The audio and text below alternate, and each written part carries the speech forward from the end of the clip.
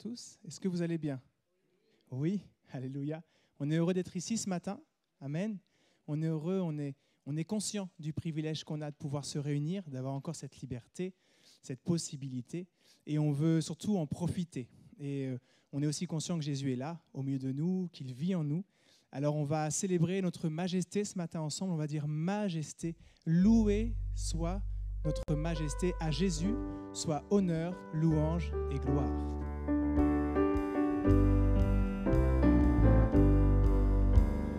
Majesté, louez sa majesté. À Jésus soit honneur, louange et gloire.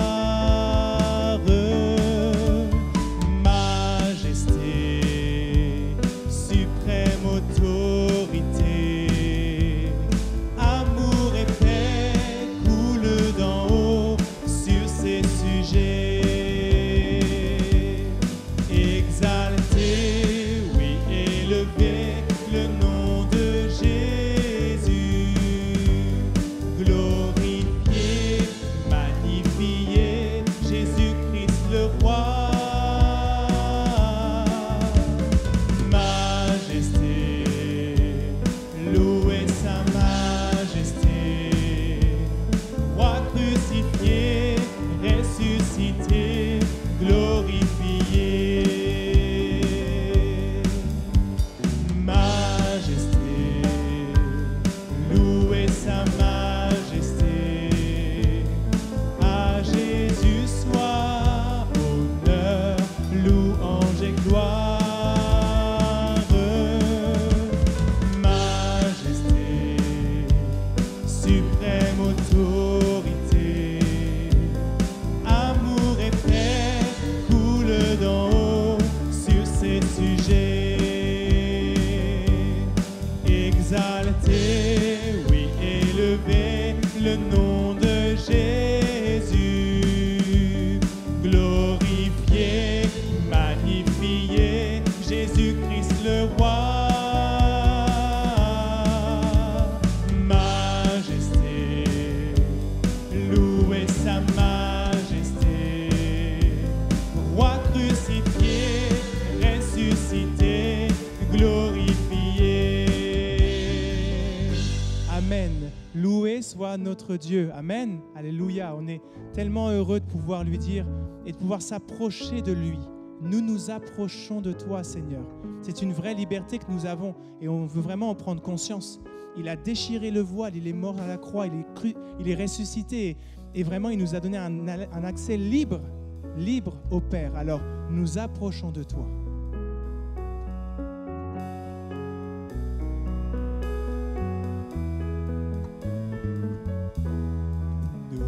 Nous approchons de toi, ô grand Dieu. Nous nous approchons de toi, ô grand Dieu. Vers toi seul nos cœurs s'élèvent, ô Seigneur, car tu es bon. Nous nous approchons de toi, ô grand Dieu. Nous nous approchons de toi, ô grand Dieu. Nous nous approchons de toi, ô grand Dieu. Vers toi seul nos cœurs s'élèvent, ô Seigneur, car tu es bon. Nous nous approchons de toi, ô grand Dieu. Amen. Notre Dieu est grand, mais plus que ça, il est notre Père. Notre Dieu est notre Père. Amen. Et le fait de le connaître comme un papa, c'est quelque chose de merveilleux, quelque chose qui n'a pas de prix comparable sur cette terre. Et vraiment, on veut chérir cela et dire, notre Père, toi qui es dans le ciel et qui règne dans nos cœurs, eh bien, sois loué, sois glorifié, sois celui qui prenne toute la place encore ce matin dans nos cœurs.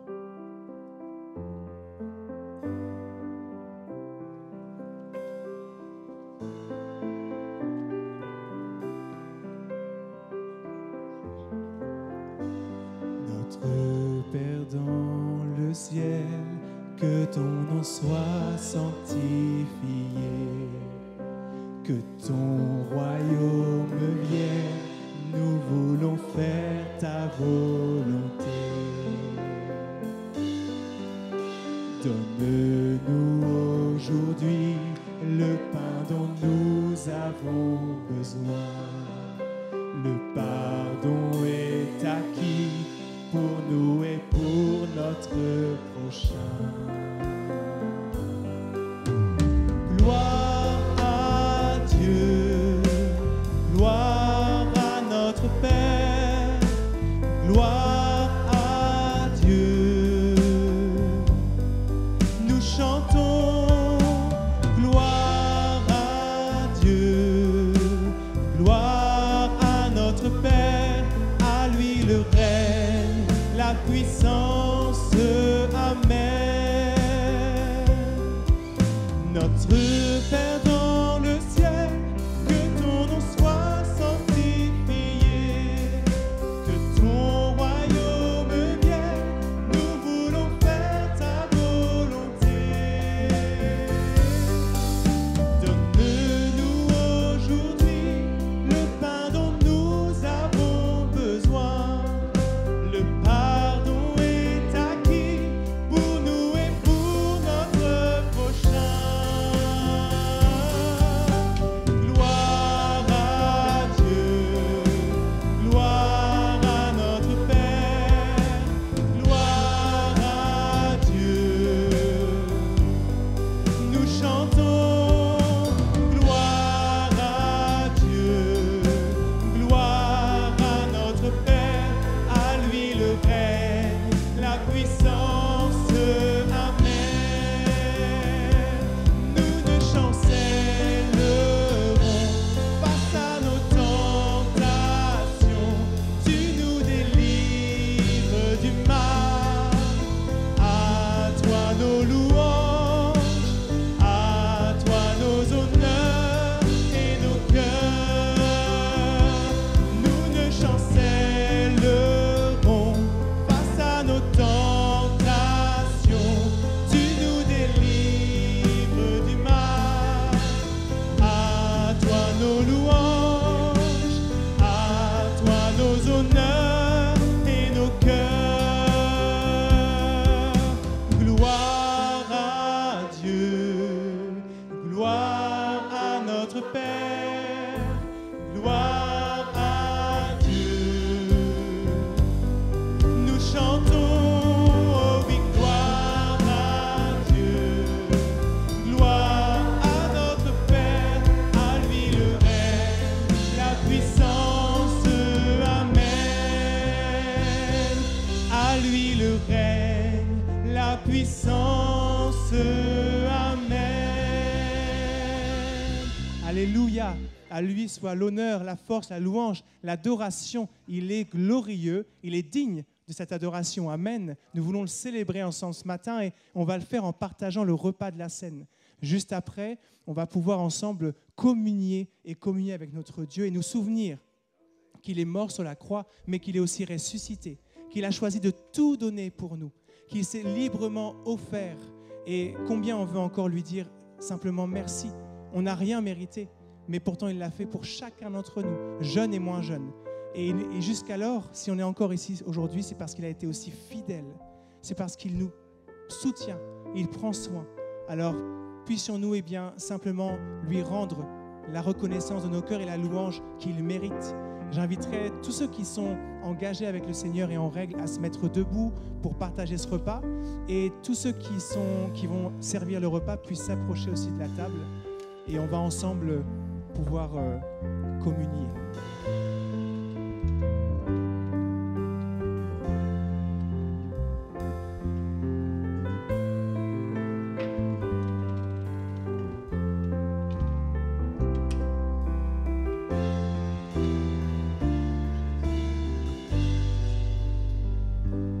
Dieu de gloire, je t'adore. Ton nom s'élève en majesté de mes lèvres, je célèbre ta victoire, ton règne, ton autorité. Digne es-tu, agneau de Dieu. Digne es-tu, agneau de Dieu. Tous les anges ensemble acclament la puissance de ton nom. Digne es-tu, agneau de Dieu. Digne es-tu, agneau de Dieu. L'univers entier proclame la beauté de ton saint nom. Dieu de gloire, Dieu de gloire, je t'adore.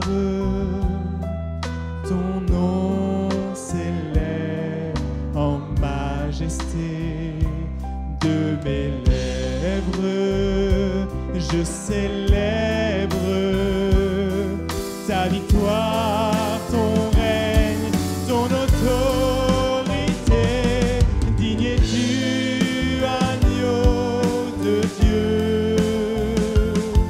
Digne es-tu, agneau de Dieu. Tous les anges ensemble acclament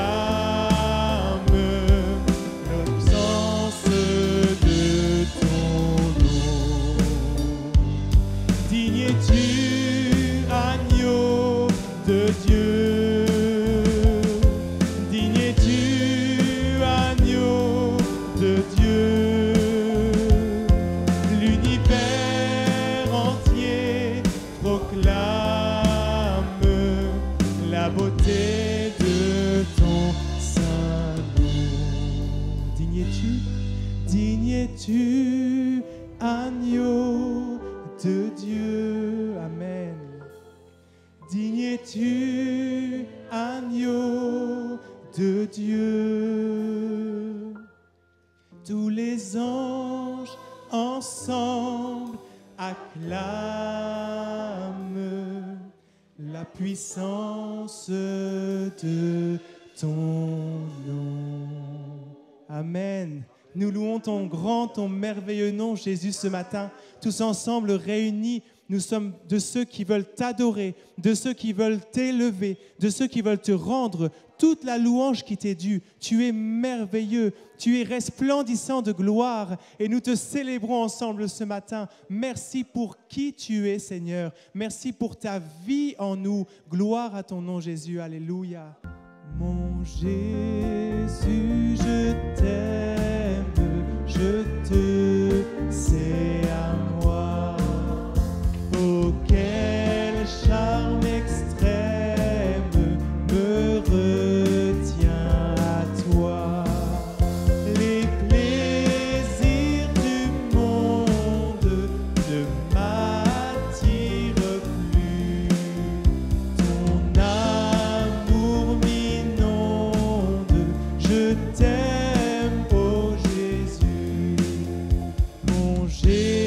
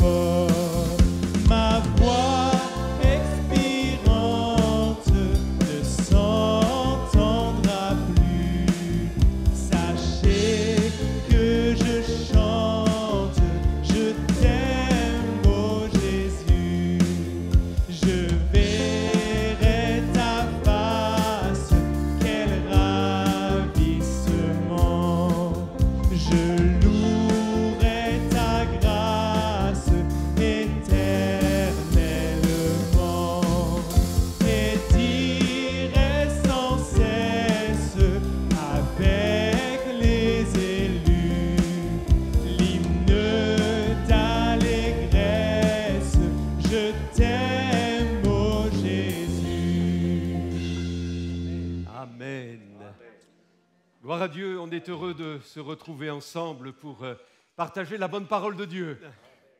Nous saluons nos amis visiteurs, s'il y en a au milieu de nous, et puis nous profitons de saluer tous nos amis internautes qui nous suivent ce matin pour le partage de ce culte, le partage de la prédication de la parole de Dieu.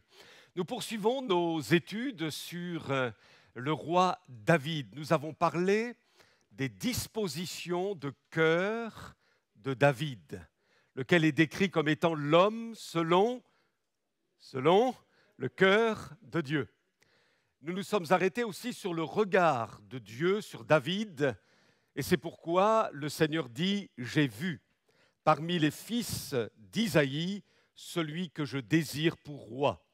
Et enfin, nous avons aussi souligné que David avait reçu une onction puissante. L'Esprit de l'Éternel saisit David à partir de ce jour.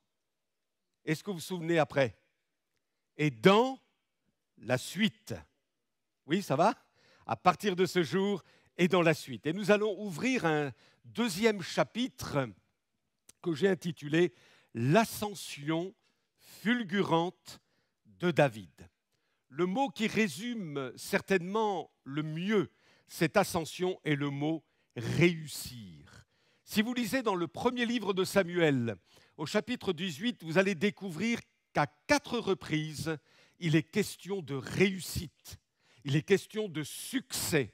Au verset 5, au chapitre 18 du premier livre de Samuel, il est dit « David allait et réussissait partout où l'envoyait Saül. » Versets 14 et 15, il réussissait dans toutes ses entreprises et l'Éternel était avec lui.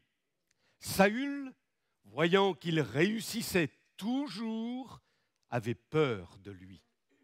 Et verset 30, les princes des Philistins faisaient des excursions. Et chaque fois qu'ils sortaient, David avait plus de succès que tous les serviteurs de Saül et son nom devint très célèbre. Ce qui veut dire qu'en un éclair, David, le petit berger des contrées champêtres de Bethléem, devint célèbre.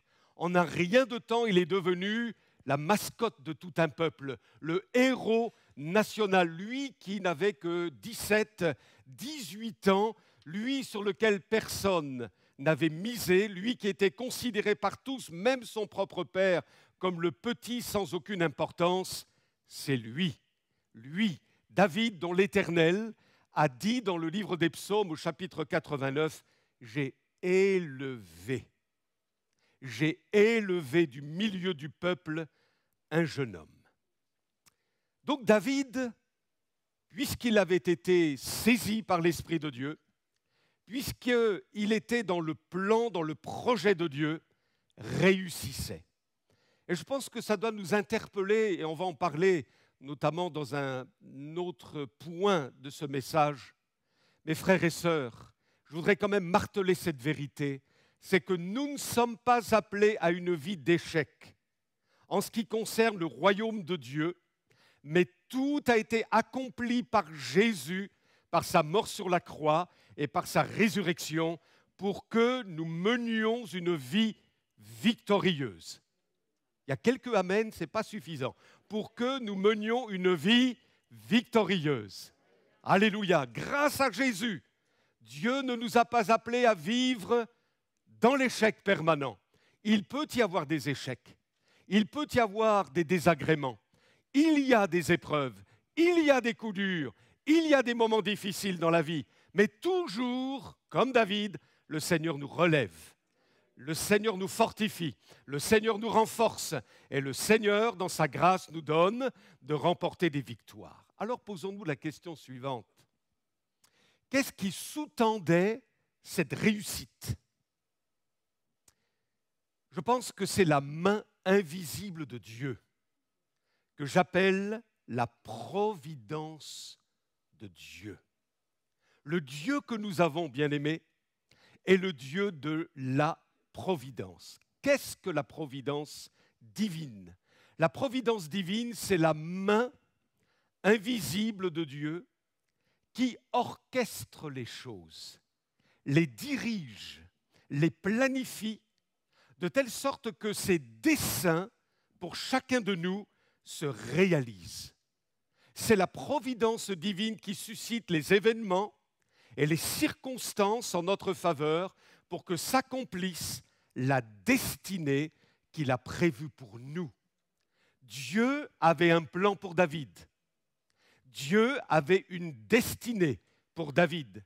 Et c'est pourquoi, dans sa providence, l'Éternel avait programmé au détail près une série d'événements inattendus pour le faire sortir de l'anonymat. Et ces événements furent comme des étapes qui marquèrent progressivement son ascension. On peut déceler 6 événements que la providence de Dieu a suscités. 6 événements qui ont élevé David sur les sommets de la réussite. Le premier événement providentiel, suscité par Dieu, fut son nouveau statut de joueur de harpe auprès de Saül, et il devint en même temps son porteur d'armes. Cela vaut la peine de le lire ensemble dans 1 Samuel 16. Puisque nous n'avons pas eu encore l'occasion d'ouvrir la Bible, eh bien c'est maintenant le moment. 1 Samuel 16, verset 14. Dieu orchestre tout. Et de la même manière, même si parfois on n'en est pas toujours conscient, même s'il semble que certains événements vont à l'opposé de ce à quoi nous nous attendions, n'empêche que c'est une réalité pour chaque enfant de Dieu. Dieu planifie toutes choses dans nos vies, orchestre toutes choses dans nos vies et suscite les circonstances qu'il veut pour nous introduire dans la destinée qu'il a prévue pour chacun de nous. Nous lisons donc dans 1 Samuel 16, verset 14, « L'Esprit de l'Éternel se retira de Saül, qui fut agité par un mauvais esprit venant de l'Éternel. Les serviteurs de Saül lui dirent, « Voici, un mauvais esprit de Dieu t'agite. Que notre Seigneur parle. Tes serviteurs sont devant toi.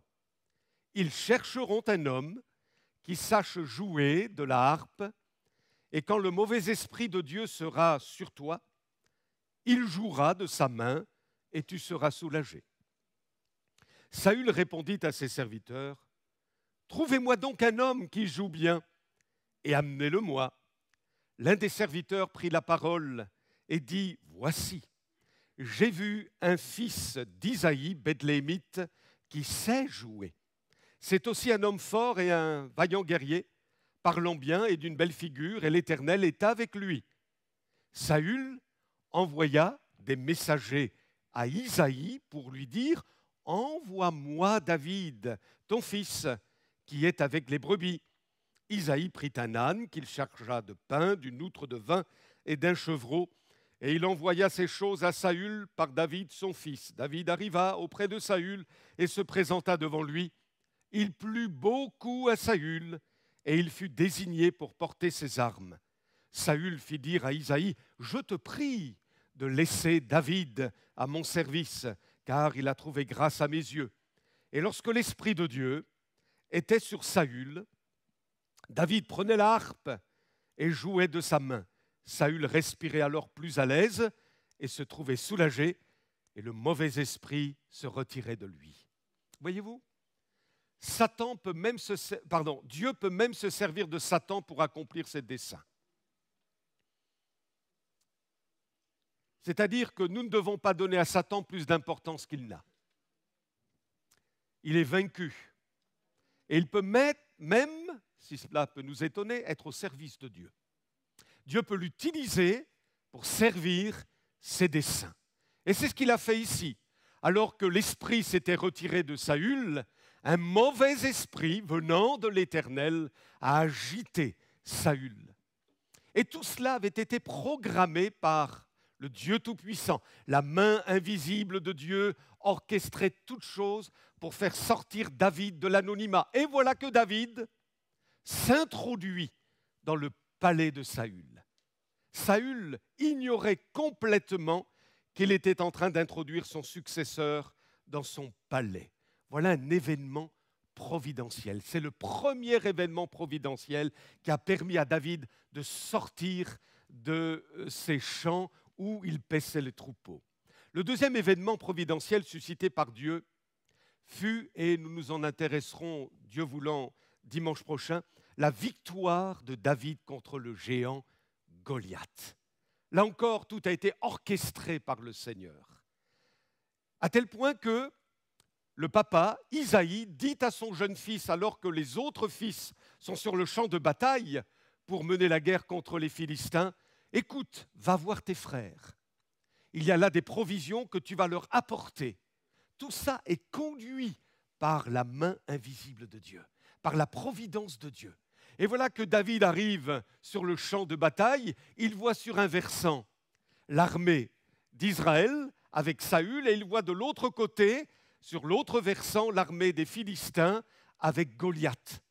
Il commence à parler à ses frères, et tout à coup il entend un homme, il entend une voix, peut-être une forte voix, qui se démarque de toutes les autres. Cherchez un homme capable de m'affronter, c'est le géant Goliath. 3 mètres à peu près de haut. D'autres commentateurs disent 3,20 mètres de haut. Vous imaginez cette forteresse vivante, et il harangue le peuple d'Israël, le peuple de Dieu, et voilà que le jeune David, 17 ans, le jeune berger, il entend cette voix du géant, et il se dit, mais vous faites rien? Et toi, Saül, tu ne fais rien? Et mes frères, vous ne faites rien? Et toute l'armée d'Israël, vous ne réagissez pas? Vous ne voyez pas que le Dieu d'Israël est blasphémé par cet homme? Et puis, le jeune David, on en parlera donc, a affronté le géant. Vous vous imaginez le petit bonhomme, de belle figure, blond, et qui est là devant ce géant de 3 mètres, 3,20 mètres, mais c'est impensable. Incroyable. Mais tu es fou, David, tu ne te rends pas compte à qui tu as affaire. Mais il y a là tout un enchaînement de circonstances pour faire sortir David de l'anonymat. Béni soit Dieu. Le troisième événement providentiel suscité par Dieu fut l'amitié de Jonathan, fils de Saül, envers David, et cela subitement, tout de suite après la victoire de David sur Goliath. 1 Samuel 18, versets 1, 3 et 4. L'âme de Jonathan fut attachée à l'âme de David. Et Jonathan l'aima comme son âme. Jonathan fit alliance avec David parce qu'il l'aimait comme son âme. Il ôta le manteau qu'il portait pour le donner à David, et il lui donna ses vêtements, même son épée, son arc et sa ceinture. Symboliquement, Jonathan, celui qui était le successeur potentiel au trône, étant le fils du roi, symboliquement, il était en train de céder ses droits à David, reconnaissant parfaitement que c'était lui, David, le véritable oint de l'Éternel, non pas son père et même pas lui, Jonathan. La providence de Dieu avait conduit les choses. Et heureusement, David a pu bénéficier de la sincère amitié de Jonathan. Quatrième événement providentiel suscité par Dieu fut qu'il devint le gendre du roi, le petit berger. N'oublions pas, il devint le gendre du roi par son mariage avec Michal, une des filles de Saül. 1 Samuel 18, verset 20, Michal, fille de Saül, aima David. C'est voulu de Dieu. C'est suscité par Dieu. Là encore, il y a la main invisible, providentielle de Dieu. Michal, fille de Saül, aima David. On en informa Saül et la chose lui convint. 1 Samuel 18, verset 28, Saül vit et comprit que l'Éternel était avec David et Michal, sa fille, aimait David. Vous suivez, ça va? 5e événement providentiel, suscité par Dieu, fut la nomination de David comme l'un des chefs majeurs de l'armée. Lui, souvenez-vous, le petit berger, insignifiant. 1 Samuel 18, verset 5, David allait et réussissait partout où l'envoyait Saül. Il fut mis par Saül à la tête des gens de guerre et il plaisait à tout le peuple, même aux serviteurs de Saül. Et enfin, le sixième et, à mon sens, le dernier événement providentiel suscité par Dieu fut la montée de la cote de popularité de David.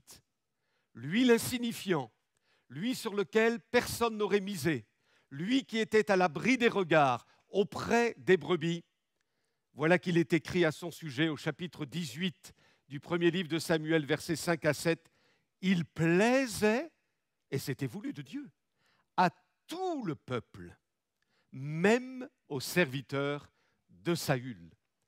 Comme il revenait lors du retour de David après qu'il eut tué le Philistin, les femmes sortirent de toutes les villes d'Israël au-devant du roi Saül, en chantant et en dansant au son des tambourins et des triangles, et en poussant des cris de joie. Les femmes qui chantaient se répondaient les unes aux autres et disaient « Saül a frappé ses 1000 et David ses 10 000. » 6 événements providentiels suscités par Dieu pour faire sortir David de l'anonymat et le conduire sur les sommets de la réussite. David réussissait partout. Il réussissait en tout et il réussissait toujours. Maintenant, une autre question se pose. Voulons-nous réussir dans notre vie chrétienne, frères et sœurs? C'est évident. Nous ne voudrions pas qu'au terme de notre marche avec Dieu, la conclusion soit vie gâchée, salut manqué. Trop de fois, peut-être ce n'est pas le terme approprié, mais beaucoup de fois, le Saint-Esprit dit, Jésus dit à celui qui sera vainqueur. Donc il est important pour nous, par la foi et selon les Écritures, que nous entrions, vous et moi, dans cette vie de victoire. Vraiment, par la grâce de Dieu. Cela n'ôte pas le fait, comme je l'ai souligné tout à l'heure, qu'il y a des moments d'échec, des moments difficiles, mais néanmoins notre tête restera toujours haute en Jésus. Parce que nous sommes vainqueurs à cause de la croix et de sa résurrection. Et parce que le Seigneur nous a envoyé son Saint-Esprit, son défenseur, son avocat, celui qui va nous réconforter, nous consoler, nous qualifier, nous fortifier dans notre être intérieur. Ce qui veut dire que Satan ne nous aura pas. L'ennemi ne nous vaincra pas. Le pessimisme non plus, l'incrédulité, toutes sortes de choses émanant de l'adversaire, nous sommes rendus plus que vainqueurs par celui qui nous a aimés. Celui qui est en nous est plus fort que celui qui est contre nous. Alléluia! Et Dieu a levé une armée, amen, en France, dans notre nation, dans toutes les villes, et nous formons une partie de cette armée, et nous allons, comme David, affronter Goliath au nom de Jésus, et proclamer la victoire, le salut de Dieu, la guérison, le baptême de l'Esprit. Béni soit le Seigneur, nous sommes plus que vainqueurs. Quels étaient donc les facteurs qui rendaient cette réussite possible? Il y en a différents. Le premier, je ne les mets pas par ordre d'importance, mais le premier facteur est celui-ci.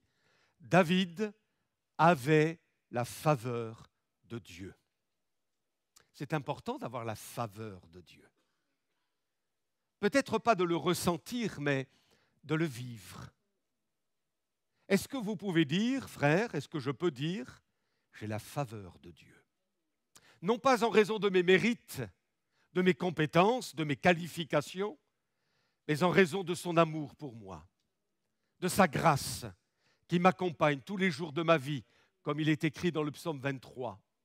Tu as, mon frère, tu as, ma sœur, vous avez, frères et sœurs, la faveur de Dieu. Que vous soyez dans une salle d'opération chirurgicale, que vous soyez dans le deuil, au cœur de la détresse, ou que vous soyez comme David sur les sommets de la réussite, vous avez la faveur de Dieu. Job, tout en étant très éprouvé, n'avait-il pas la faveur de Dieu? Il avait la faveur de Dieu. Paul et Silas, ou Sylvain, dans la prison de Philippe, bien que roués de coups, le monde pouvait dire triste spectacle. C'est ça, appartenir à Dieu. C'est ça, une vie victorieuse en Jésus-Christ. Et pourtant, oui, ils étaient dans la victoire. Ils chantaient les louanges de Dieu. Ils auraient pu murmurer, ils auraient pu se révolter contre Dieu, lever le poing contre lui. Mais ils ont chanté les gloires de Dieu. Alléluia. Ils ont proclamé sa victoire. Au cœur de la nuit, les prisonniers les entendaient. Et le ciel les entendait. Béni soit le Seigneur. David avait la faveur de Dieu. C'est pourquoi il est dit à plusieurs reprises dans le texte biblique, l'Éternel était avec David. Jésus nous dit, quant à nous qui sommes dans la nouvelle alliance, voici, je suis avec vous tous les jours. Les bons, ça c'est moi qui l'ajoute, mais ça veut dire la même chose, comme les mauvais. Je suis avec vous, comme c'est précieux. Et on peut se lever le matin, dans la mesure où nous ne pratiquons pas le péché, bien entendu, mais nous pouvons nous lever le matin en disant « Seigneur, j'ai ta faveur ». On peut se coucher le soir en disant « Seigneur, j'ai encore ta faveur. Je suis un pécheur, mais sauvé par grâce. Un pécheur qui t'aime et qui a donné, livré sa vie pour toi. J'ai ta faveur, Seigneur. » Alléluia. Dans le livre de Samuel, au chapitre 18, verset 12, il est dit « Saül craignait la présence de David. » Vous savez, l'ennemi craint la présence de l'Église, craint la présence d'hommes et de femmes remplis du Saint-Esprit. Saül craignait la présence de David parce que l'Éternel était avec David. Voilà le témoignage. L'Éternel, même Saül le savait. Vous savez, Satan sait aussi que l'Éternel est avec nous. Satan le sait. Il veut nous intimider d'une manière ou d'une autre, mais il sait très bien, comme Saül le savait pour David, que le Seigneur est avec nous. Verset 14, 1 Samuel 18. Il réussissait dans toutes ses entreprises et l'Éternel était avec lui. Verset 28. Saül vit et comprit que l'Éternel était avec David. Et Michal, sa fille, aimait David. 1 Chronique 17, 8. J'ai été avec toi partout où tu as marché. Et David de rendre lui-même ce témoignage, psaume 23, quand je marche dans la vallée de l'ombre de la mort, je ne crains aucun mal. Pourquoi? Il dit, car tu es avec moi. Bien-aimé, vous allez au travail lundi matin, tu es avec moi, Seigneur. Vous mettez les pieds sur le sol après avoir dormi, vous vous levez le matin et vous allez dire au Seigneur, Seigneur, aujourd'hui, tu es avec moi. Vous allez passer un examen, Seigneur, tu es avec moi. Vous avez des difficultés peut-être avec vos enfants, Seigneur, tu es avec nous. Tu es avec moi. Vous avez toutes sortes de problèmes, toutes sortes d'interrogations, de questionnements. Seigneur, tu es avec moi. David réussissait parce qu'il avait la faveur de Dieu. Deuxièmement, David réussissait parce que c'était un homme de foi, ayant le sens de l'honneur de Dieu. Il semble même que ce fut le seul animé d'une réelle foi sur le champ de bataille lorsque Goliath haranguait le peuple d'Israël, n'est-ce pas vrai? Béni soit Dieu pour les jeunes de 17 ans qui ont une foi semblable à David. Et béni soit Dieu pour les hommes de plus de 80 ans, comme des personnages de la Bible, Caleb et d'autres encore, qui ont la foi, alléluia, et qui l'ont gardée. David était un homme de foi. Combien les paroles qu'il prononce face à Goliath sont extraordinaires. Pour le moment, il n'a pas encore combattu. On pourrait se dire, oui, tu fais une belle déclaration de foi, mais attends qu'il t'empoigne, ce géant, tu vas voir. Voyez? Mais il y a des actes de foi à faire dans la vie chrétienne. Il y a des actes de foi à faire. Et c'est ce qu'il va faire, David, face à Goliath. Il dit aux Philistins, tu marches contre moi avec l'épée, la lance et le javelot, et moi, je marche contre toi au nom de l'Éternel, du Dieu de l'armée d'Israël que tu as insulté. Aujourd'hui, voyez la déclaration de foi, ce petit jeune de 17 ans face au géant. Aujourd'hui, l'Éternel, voyez, il ne repose pas sa confiance en lui. Dans ses armes, il n'en a pas. Son armure, il n'en a pas. Sa maturité d'homme, il n'en a pas beaucoup. Il a 17 ans. Mais il va mettre sa confiance en l'Éternel. Aujourd'hui, l'Éternel te livrera entre mes mains. Je t'abattrai et je te couperai la tête. Aujourd'hui, voyez la déclaration ? Je donnerai les cadavres du camp des Philistins aux oiseaux du ciel et aux animaux de la terre, et toute la terre saura qu'Israël a un Dieu. Et toute cette multitude saura que ce n'est ni par l'épée, ni par la lance que l'Éternel sauve, car la victoire appartient à l'Éternel. Et il vous livre entre nos mains. Gloire à Dieu. Comment voulez-vous que Dieu ne bénisse pas un homme comme ça ? Comment voulez-vous que le Seigneur n'élève pas au sommet de la réussite, de sa réussite à lui, pas celle des hommes, mais comment voulez-vous que le Seigneur n'élève pas au sommet de la réussite un jeune homme comme cela, un homme de foi qui va relever l'honneur de Dieu et l'honneur du peuple de Dieu. Merci Seigneur. Puisse Dieu à nouveau, si besoin, nous restaurer dans notre confiance en lui. Il y a de cela quelques jours, je parlais avec une très chère sœur en Christ et j'ai apprécié la conversation que j'ai eue avec elle. À un moment donné, elle m'a dit « Ah, et finalement, je suis en train de me demander si je lui fais toujours confiance. » Intéressant. Je lui dis « C'est intéressant ce que tu dis. Je suis en train de me demander si je lui fais toujours confiance. » Vous voyez, comme un ray de lumière par le Saint-Esprit. Et là, elle se disait « Ah, j'en ai peut-être perdu dans le domaine de la confiance en mon Dieu. » Et il est possible qu'au milieu de nous, des bien-aimés soient chancelants dans le domaine de la foi. Peut-être que vous êtes découragés, peut-être que vous êtes en train de vous poser 1001 questions en vous disant « Mais Dieu peut-il encore ? Dieu fera-t-il encore ?» Après toutes ces prières, après ma persévérance, après mon obéissance, Seigneur, la situation ne semble pas évoluer, elle ne semble pas avancer ni bouger. Seigneur, mais la question se pose, faisons-nous encore véritablement confiance à Dieu ? En tout point, en tout domaine, aide-nous, Seigneur.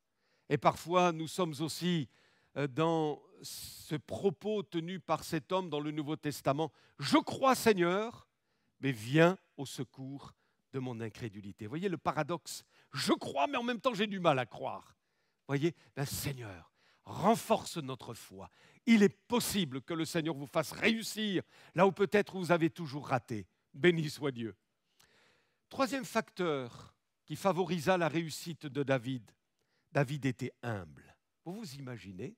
17 ans, oint par l'illustre Samuel, ou un roi. Vous imaginez ? Peut-être que s'il avait été charnel, il aurait utilisé la corne qui a servi pour l'oindre en trophée sur le mur de sa chambre.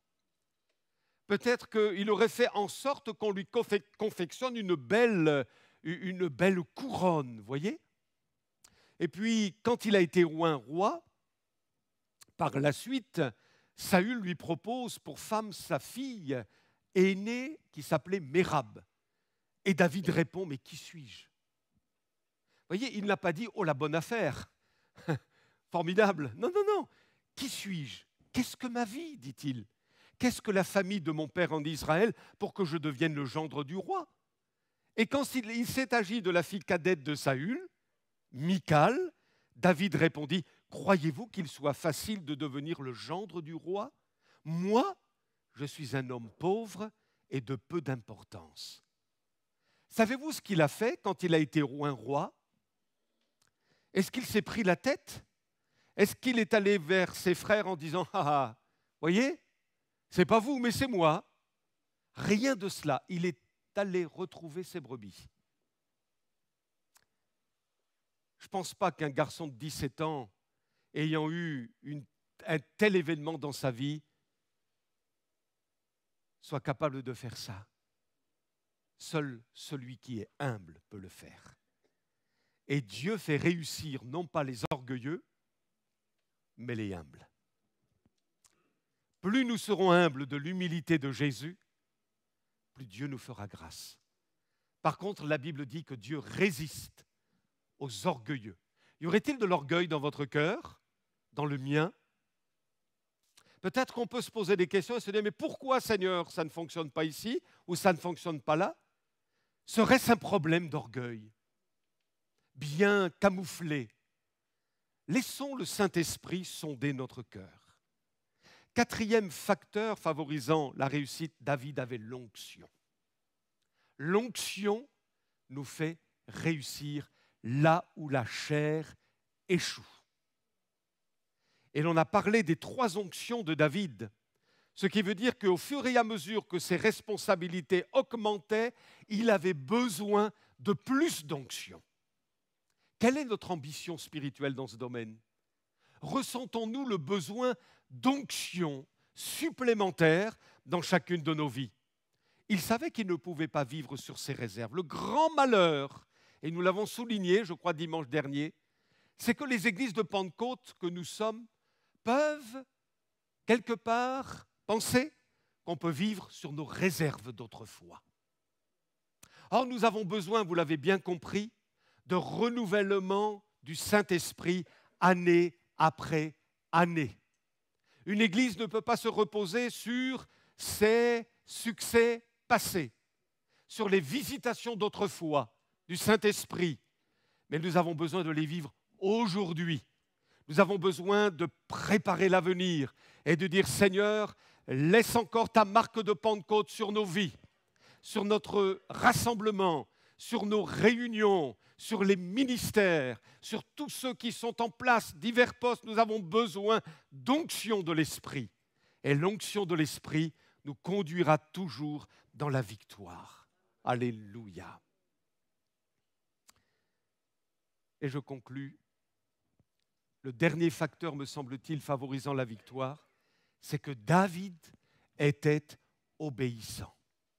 À tel point qu'il est rendu témoignage dans le livre des Actes des Apôtres, à son sujet, au chapitre 13, verset 22, « J'ai trouvé David, fils d'Isaïe, homme selon mon cœur, qui accomplira toutes mes volontés. » Je vous pose une question. Y a-t-il des volontés de Dieu?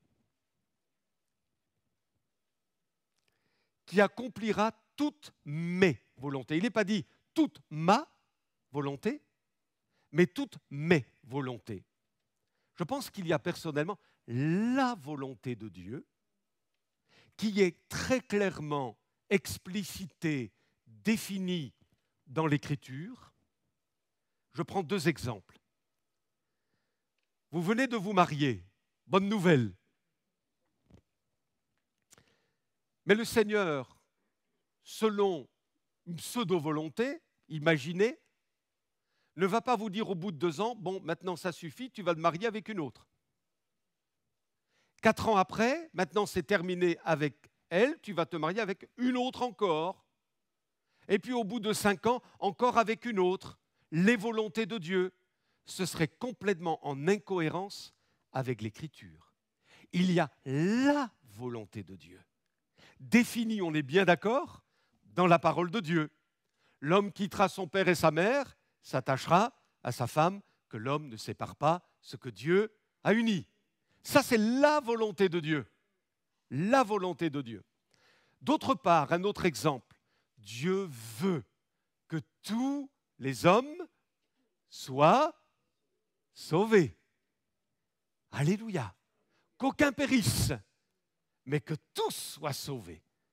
Ça, c'est la volonté de Dieu. Il n'est pas question d'entrer dans des débats théologiques et de se dire certains sont prédestinés à la perdition, comme disent certains mouvements chrétiens, et d'autres sont destinés au salut. Non. La volonté souveraine de Dieu, c'est que Dieu veut que tous les hommes soient sauvés. Maintenant, on peut l'être qu'à partir du moment où on s'approprie personnellement par la foi le salut. C'est évident. Mais la volonté de Dieu, c'est de sauver. Même le pire des mécréants, Dieu veut sauver. C'est la volonté de Dieu. Maintenant, mes amis, la volonté de Dieu peut être multiple et variée quant à la direction de notre vie. C'est-à-dire qu'il faut faire une différence entre la volonté de Dieu définie dans la parole du Seigneur et les multiples directions que sa volonté peut impulser dans notre vie. Je m'explique. Ce qui est la volonté de Dieu pour nous aujourd'hui sera peut-être différent demain. Je prends un exemple que j'ai inventé. Voilà qu'un jeune fait de brillantes études en médecine. Un jeune chrétien. Hein. Il devient médecin, il ouvre un cabinet, ça se passe bien. Tout va bien. Il est encouragé, il est satisfait de son travail, la clientèle est satisfaite. Merci Seigneur, tu m'accompagnes. Tout a été conduit dans mes études, dans l'obtention de mon diplôme, dans le cabinet que j'ai ouvert. Merci Seigneur, merci Seigneur. Et puis, il se trouve que un EHPAD chrétien a été ouvert, mais il manque un directeur. Et puis voilà qu'on va susciter ce médecin en lui disant « Ah, on a besoin d'un directeur pour l'EHPAD. Tu es compétent, tu es médecin, tu as tout cet arrière-plan médical. Écoute, on aurait besoin de toi. » Or, lui, il est bien dans son cabinet, tout va bien. Mais il y a une volonté autre du Seigneur. Jusque-là, Dieu voulait qu'il soit médecin dans son cabinet et que tout se passe bien. Mais voilà qu'il y a une autre direction. Va-t-il être sensible à cette autre direction? Et il a tout intérêt, si ça vient de Dieu, à le faire. Vous êtes d'accord avec moi? Évidemment. Il y a donc plusieurs directions qui sont comme autant de volonté du Seigneur dans le cadre de notre vie. Je pense aussi à un pasteur. Il est heureux, comme David Wilkerson en son temps, en Pennsylvanie, tout se passait bien, une bonne église, les frères et sœurs l'aimaient beaucoup, ils communiquaient le bien de Dieu. Bon, Seigneur, fais-moi rester là en Pennsylvanie toute ma vie. Et puis voilà qu'il y a dans un journal une information que des jeunes ont été arrêtés, un gang à New York. Il lit ça, et voilà que David Wilkerson est impacté dans son cœur. Il faut que j'aille à New York. Il faut que je m'occupe de ces jeunes. Il doit sortir de sa zone de confort. Et ça, c'est difficile, bien-aimés, d'accepter de sortir, et oui, je vous le dis, de sa zone de confort. Ce n'est pas si simple que ça en réalité. Pas si simple que ça. Mais il l'a fait. C'était une autre direction, une volonté précise pour lui. Alléluia. Et David Wilkerson a accompli toutes les volontés de Dieu. Du moins, nous le croyons. Alléluia. Et on pourrait multiplier les exemples. Toutes mes volontés. Aujourd'hui, Dieu vous veut ici, agissant dans tel et tel domaine. Demain, Dieu peut-être vous voudra ailleurs, agissant dans un autre domaine. La volonté de Dieu pour David, c'était au départ d'être auprès des brebis à l'abri des regards. Puis il y a eu la première onction. Et puis il y a eu cet appel à aller auprès de Saül pour jouer de la harpe. Puis il y a eu la deuxième onction, puis il y a eu la troisième onction, etc., etc. Il aurait pu dire non à chaque tournant de sa vie correspondant à la volonté de Dieu.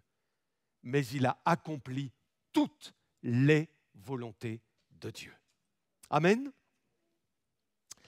Maintenant, je vais bientôt conclure.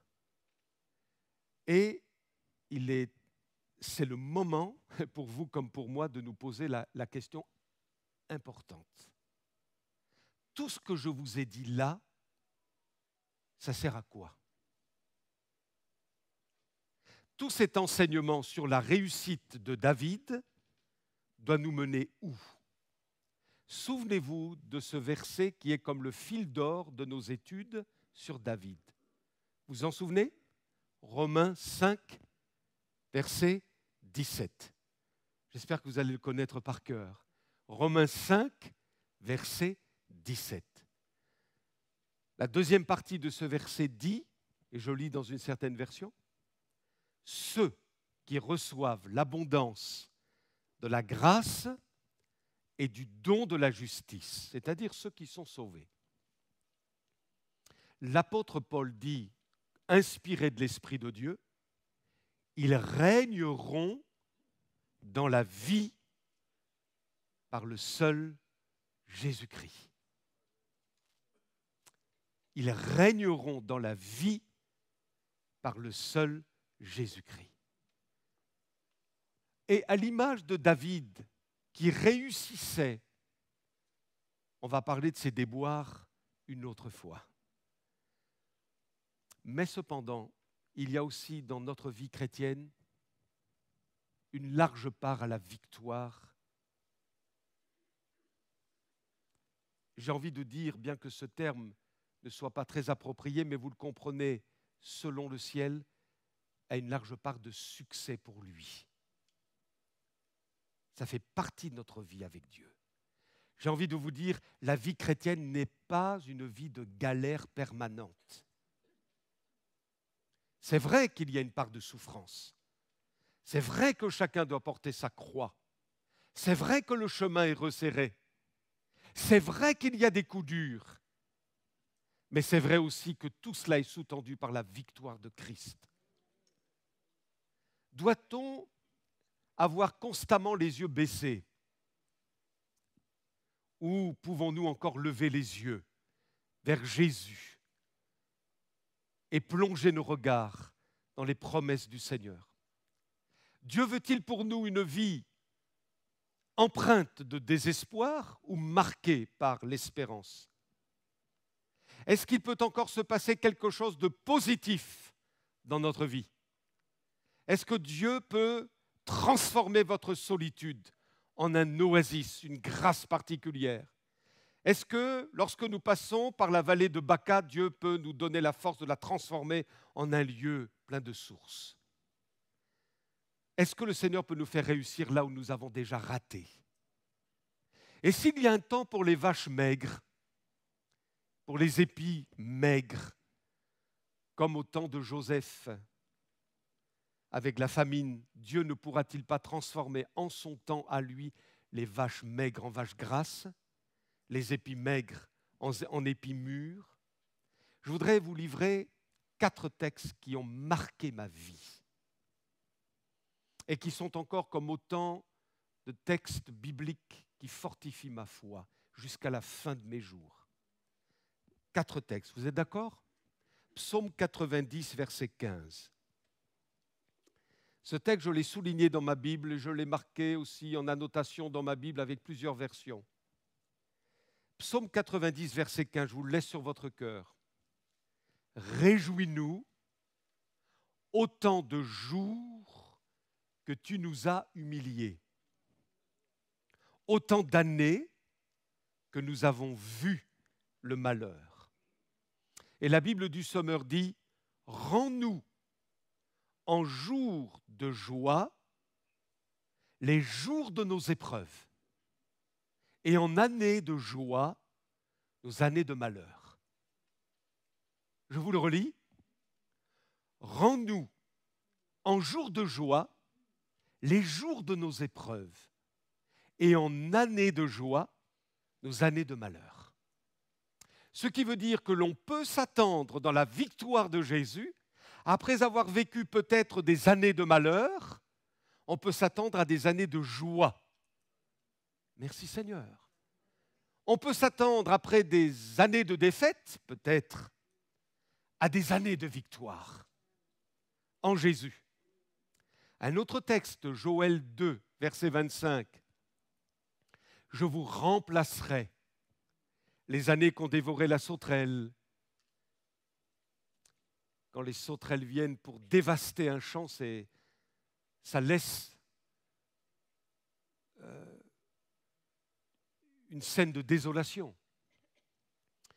Mais Dieu dit, voyez-vous, s'il y a eu des ravages dans votre vie, s'il y a eu des dégâts occasionnés par toutes sortes de choses, Eh bien, le Seigneur dit, je vous remplacerai des années qu'ont dévorées la sauterelle, le gélec, le asile, le gazam, ma grande armée que j'avais envoyée contre vous. Vous mangerez et vous vous rassasierez, et vous célébrerez le nom de l'Éternel, votre Dieu, qui aura fait pour vous des prodiges, et mon peuple ne sera plus jamais dans la confusion. Amos, chapitre 9, verset 13.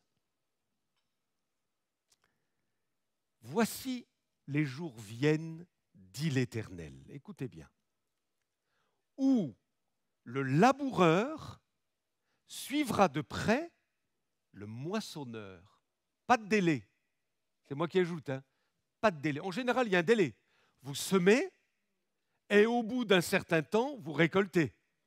Mais ici, le Saint-Esprit met en lumière une accélération du processus. Et il semble dire qu'il n'y aura plus de délai. La bénédiction de Dieu va surgir, va fondre sur vous. C'est ça que ça veut dire.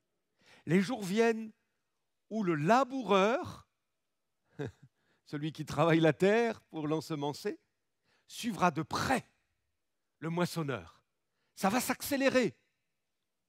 Et celui qui foule le raisin, celui qui répand la semence, où le mou ruissellera des montagnes et coulera de toutes les collines.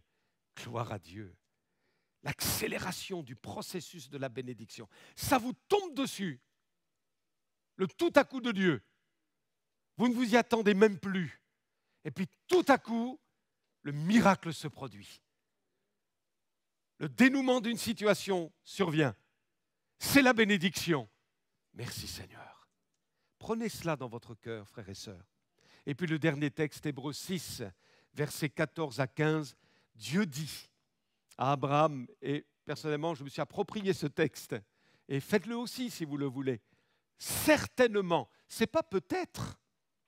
Le Dieu que nous avons n'est pas le Dieu du peut-être. Certainement, dit Dieu à Abraham, je te bénirai. Et c'est comme si le doigt de Dieu se posait sur nous dans son amour et nous dit, certainement, je te bénis. Je te bénirai. Alléluia. Je multiplierai ta postérité. Et c'est ainsi qu'Abraham, ayant persévéré, obtint l'effet de la promesse. Alors je conclus en vous partageant une parabole que j'avais eu l'occasion déjà de vous partager il y a de cela quelque temps. C'est la parabole du bambou chinois que j'ai lu un jour dans un ouvrage d'un auteur qui s'appelle Rick Warren. Et cette parabole, me semble-t-il, est de nature à nous encourager au sujet de la foi qui s'attend à Dieu au-delà de ce que nous voyons et ressentons. Alors je vous lis cette parabole. Plantez une pousse de bambou chinois dans la terre. Et pendant 4 à 5 ans, rien ne se produit. Vous arrosez, vous mettez de l'engrais, vous arrosez encore, et vous continuez de mettre de l'engrais, vous arrosez et vous mettez de l'engrais. Mais vous n'avez aucune manifestation visible que quelque chose se produit. Rien.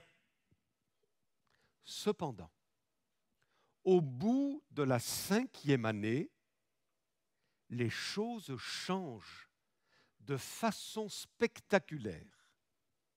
En 6 semaines, le bambou chinois grandit pour atteindre une hauteur renversante de 30 mètres. L'Encyclopédie mondiale dit qu'un bambou peut grandir d'1 mètre en 24 heures seulement. Cela paraît incroyable qu'une plante qui est restée en sommeil pendant des années puisse soudainement exploser en croissance, mais c'est toujours ce qui se produit avec les bambous. Amen. Vous avez semé, vous avez arrosé, rien. Pendant 1 an, 20 ans, 30 ans, rien. Est-ce que ça ne veut pas dire pour autant que Dieu n'est pas en train d'agir? Le diable voudrait nous pousser à le croire et à nous entraîner dans l'incrédulité et le découragement. Mais si la nature elle-même nous enseigne que tout à coup ça peut changer, à combien plus forte raison la parole aussi nous encourage et nous pousse à croire que, mes amis, quelles que soient les circonstances, les situations et les situations parfois nouées que nous pouvons rencontrer, ça peut se débloquer. Dieu crée toutes choses nouvelles. Il est capable de faire des choses qui nous étonnent. Continuons d'être éblouis par le Maître. Ce n'est pas toujours facile, c'est le combat de la foi. Au-delà de ce que nous voyons, ressentons, touchons, il est le Maître, au-dessus de tout. Et ce que veut le Seigneur, c'est de nous faire réussir.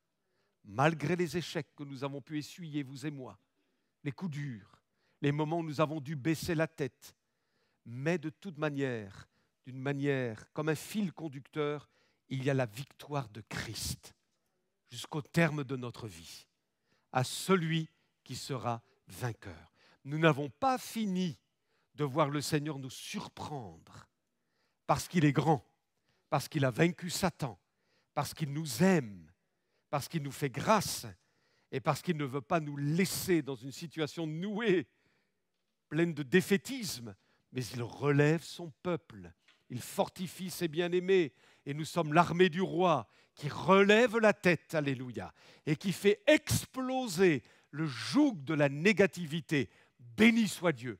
Il y a encore, bien-aimé, j'ai envie de le dire, un avenir et de l'espérance pour toi. Je ne le dis pas pour te faire plaisir, je le dis parce que c'est la Bible qui le dit. Un avenir et de l'espérance. À l'heure même où tu te dis, c'est plus possible, c'est fichu, excusez-moi l'expression, lui relève les défis des missions impossibles. Il est Dieu, assis sur le trône, alléluia. Et c'est lui qui aura toujours le dernier mot, que son nom soit béni. Amen, gloire à notre Dieu. Merci pour cette parole. On bénit notre pasteur aussi pour le message apporté. On est vraiment bénis en Jésus. Et le culte arrive à son terme. On arrive à la fin de ce temps de célébration qu'on voudrait parfois poursuivre, mais il est comme toute chose, il y a un début, il y a une fin. Alors on va ensemble chanter ce psaume 23 qui dit que l'Éternel est notre berger et qu'en lui, on ne manquera de rien. Amen. Et juste après, on laissera Cyril et Marcel pour la sortie. Que Jésus vous bénisse et donc rendez-vous la semaine prochaine.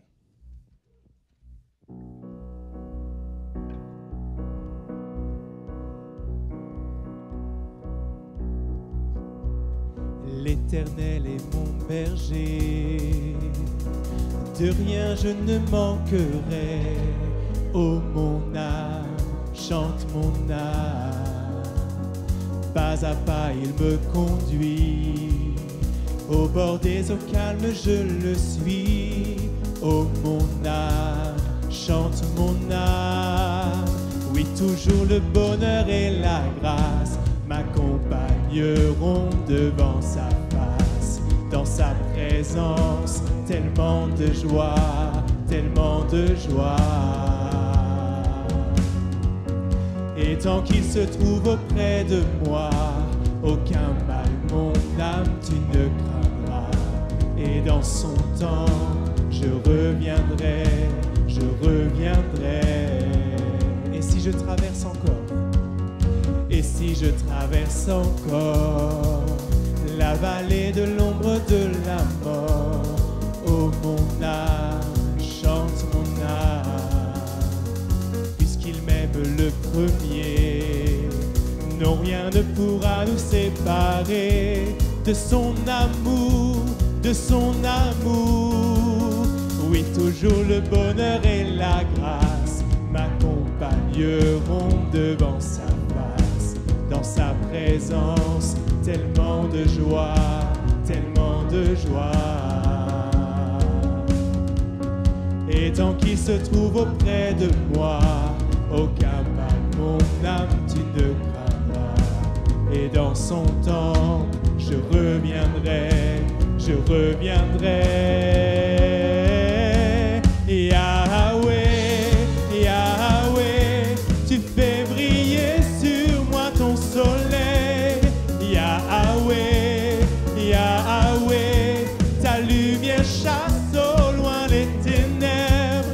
Yahweh, Yahweh, ta parole éclaire mon sentier.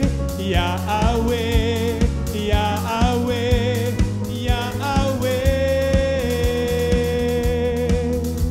Bientôt il viendra me chercher et dans sa maison j'habiterai.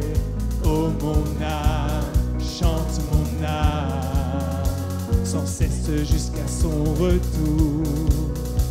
Mon âme chante son amour tous les jours, tous les jours.